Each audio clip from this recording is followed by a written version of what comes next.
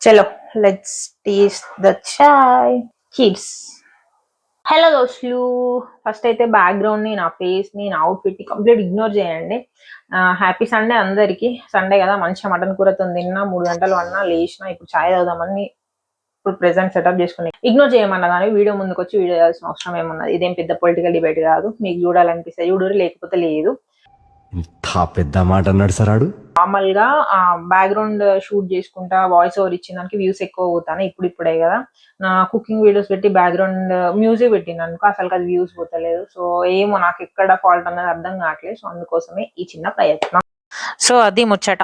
నేనైతే వంటలలో కానీ చాయ్ పెట్టుట్లో కానీ మరీ పెద్ద మాస్టర్ షెఫ్ అయితే కాదు. ఇప్పుడిప్పుడే కొంచెం నేర్చుకున్నవి తిన్నాక కొంచెం సాటిస్ఫాక్షన్ వచ్చినాకనే వీడియోస్ మాత్రం పోస్ట్ చేస్తాను. చాయ్కి పెద్ద ప్రో టిప్ ఏంటంటే, చాయ్ పత్తి ఎక్కువ ఉండాలి, చక్కెర తక్కువ ఉండాలి, ఫుల్ గ్లాస్ పాలు, సగం గ్లాస్ చాయ్ కావాలి.